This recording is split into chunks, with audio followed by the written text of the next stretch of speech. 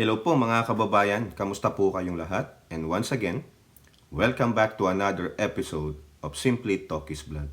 Pag-usapan natin mga kababayan yung inyong favorite Vice President na pusit, si Sara Duterte.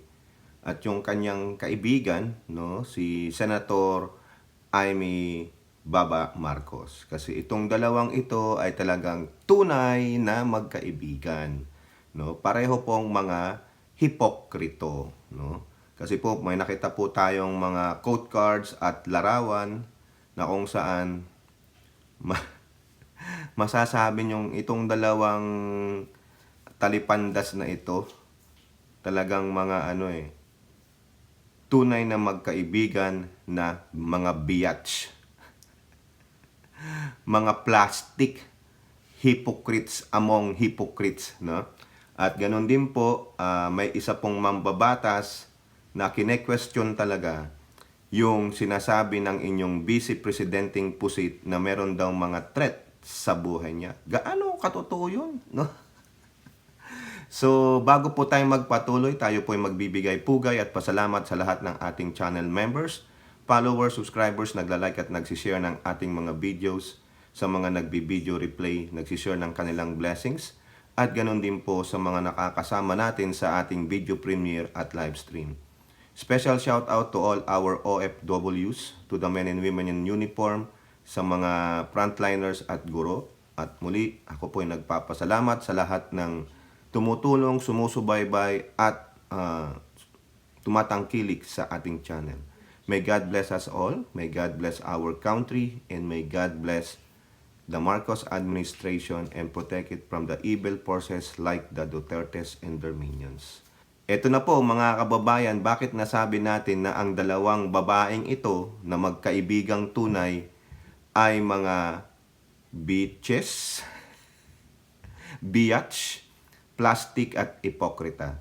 Unahin natin itong quote card na nakalagay sa Impact Leadership. Kasi po ang inyong VP Presidenting pusit ay meron pong mensahe sa selebrasyon ng Catholic Faith diyan po sa Peace of the Immaculate Conception.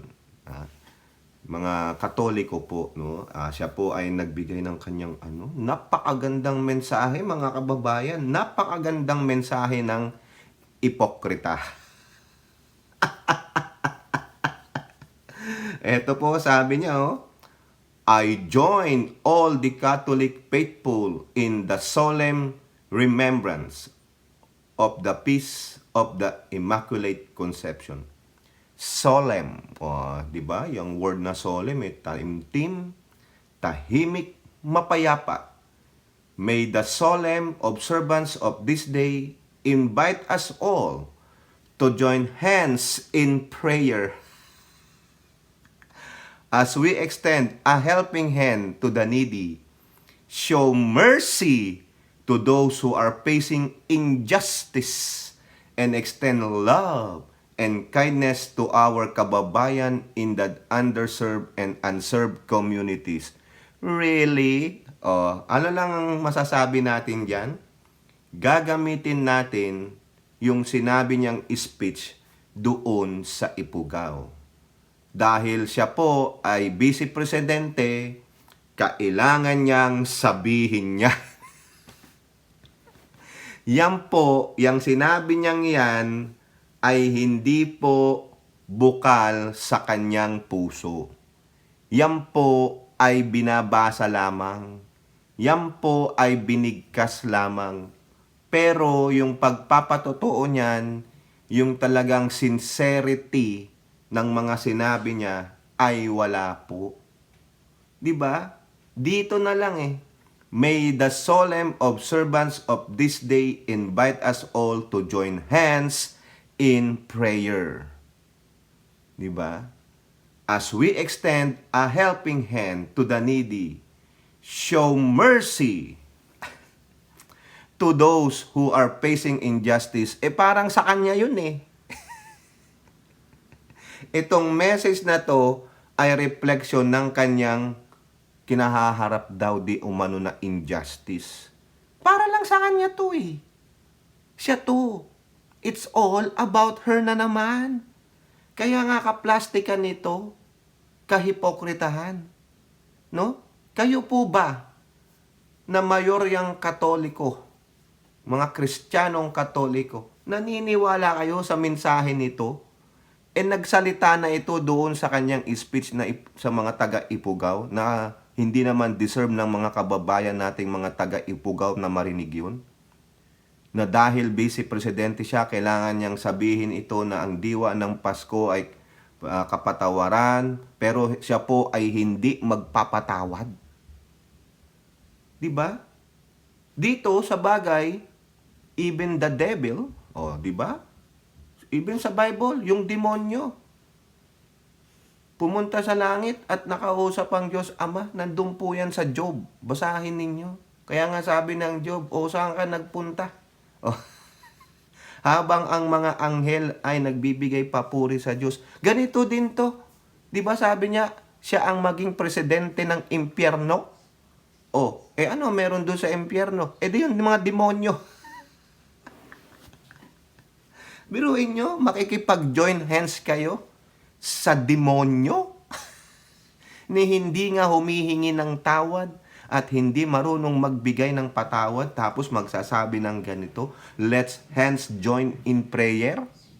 Paano tatanggapin ng Diyos yung prayer ninyo? May kasama kayong demonyo.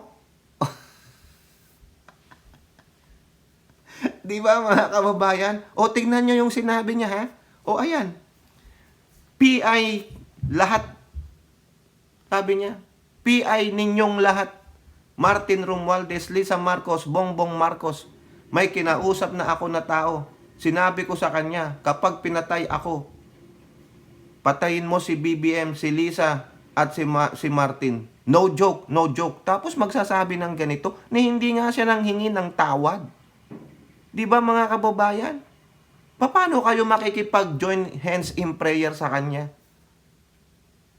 Tapos sasabihin niya tong show mercy to those who are facing injustice? Really? Hindi ka nga marunong magpatawad. Hindi ka marunong maawa. Tapos sasabihin mo to, what a big hypocrite. Sinabi niya lang yan kasi kinakailangang sabihin. Sinabi niya lang yan kasi para, mangloko, manguto. Yan po yan. Wala namang nararamdaman yan eh. Sinabi niya, pinatay na nilang emosyon ko. Lahat sila. Di ba? Paano pa makakapagpakita yan ng mercy? Paano pa magbibigay awa yan? Extend love and kindness? Wala kang kindness, di ba? In public, ano ang sinabi mo? PI. Patayin. Di ba?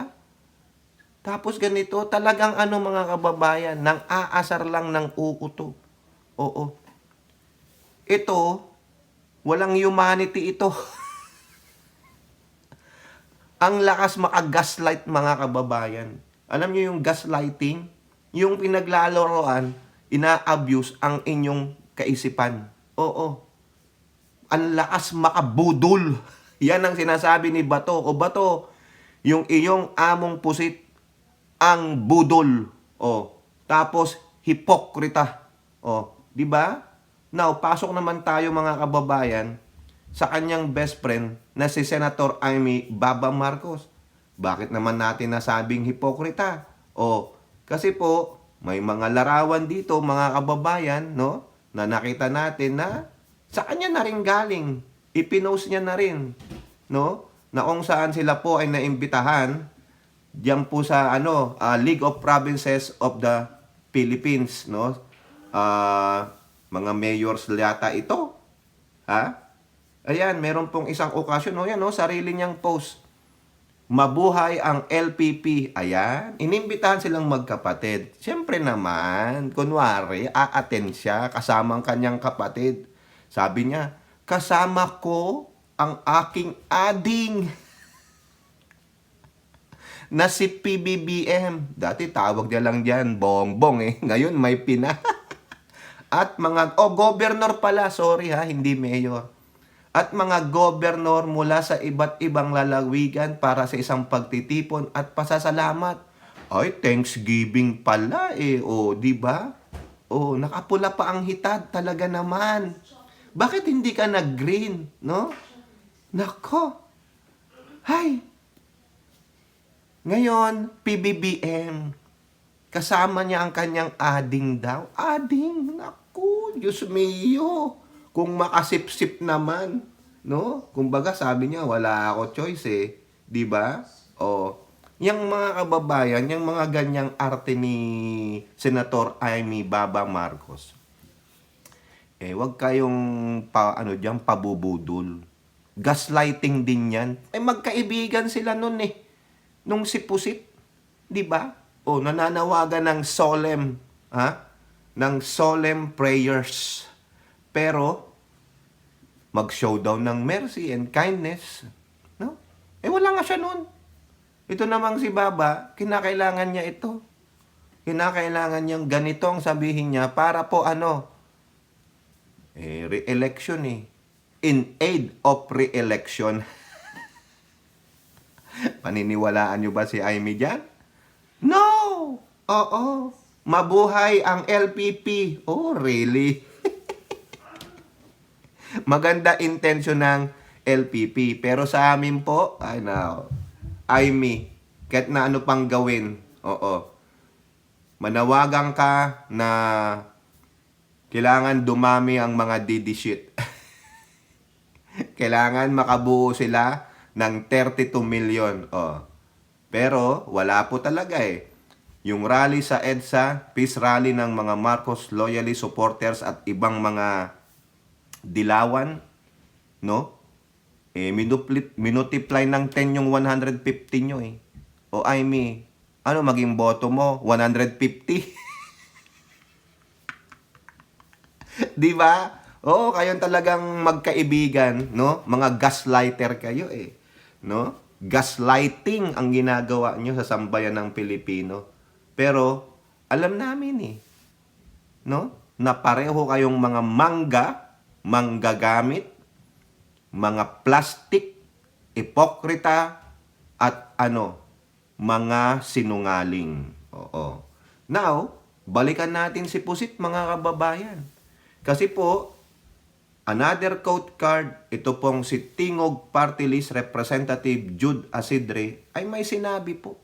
Tinatanong niya, no? O dinidismiss nila na yung claim ni Pusit na meron daw threat sa buhay niya, no, ay hindi pinakikinggan, hindi binigyang pansin ng mga otoridad. Saan ka ba naman nag-report ng iyong threat sa buhay? Sa social media. Ano ang sabi ng pulis at AFP? Wala kaming nakita, nabalitaan, na-receive na credible threat sa buhay ng Vice Presidente ninyong Pusit. Pero sabi na, we will still investigate, we will still collect all relevant information. Ganon din ang NBI. Dahil nga siya ay Vice Presidente. Pero inyo, may threat daw sa buhay niya. Pero may napanood akong video. Naglalakad-lakad sa kalye. Nagtatanim-tanim. Open space in public. Kung may threat sa buhay mo, dapat hindi ka ganyan. Ingat na ingat ka. Hindi. Talagang, come on. Di ba naalala nyo yung nagkudita siya doon sa Kongreso? Meron palang parang report na nabalitaan na ang plano niya ay doon niya isasagawa yung maitim niyang balak. Na gusto niya daw maglakad doon sa loob ng Kongreso. Para, doon daw siya, halimbawa lang, i-assassinate. Hindi siya pinayagan. Pinaalis yung kanyang close friend. Di sumama siya, di umalis siya ng Kongreso na wala yung balak niya na maitim o napusit. Ngayon, si Representative Jude Asidre, ano ang sabi nila? Dito, House Leader dismisses Sara's assassination claims as fake. compares them to fabricated Piatos and Bilyamin names. Correct. Fabricated. Peking-peke, mga kababayan. So, ito po, mga kababayan, ang sabi ni Representative Asidre. The supposed assassination threat against Vice President Duterte are fake, completely unfounded and baseless. They are fabricated as the names Mary Grace Piatos and Kokoy Bilyamin, which were used to justify the alleged misuse of confidential funds. If there were any threats, the only one we heard making them is the Vice President herself. These threats, without solid evidence, are only in the mind of the Vice President. For someone with that mandate to express this without clear evidence is basically contributing to greater instability that does not help our country. Correct. I agree. Gaslighting nga eh. Mga kathang isip. Niloloko lang ang kaisipan ng sambayan ng Pilipino. Bakit? It's all about her. It's all about Sara Duterte. O, di ba? Manloloko. Peke. Magaling mag-fabricate ng mga mali ng kapekean. Kasi pati pag-uugali, peke. The personality is peke. Di ba? Show mercy, inaawitan ng mga Kristiyanong Katoliko. Weh, alam na po ng mga leaders ng Catholic Church, no? Ang ugali mo, ang pagkatao mo. Peke. Narcissistic personality disorder. O kayo po, ano po inyong masasabi? Comment down below and don't forget to like and share. Hope to see you on our next videos. Bye-bye. God bless.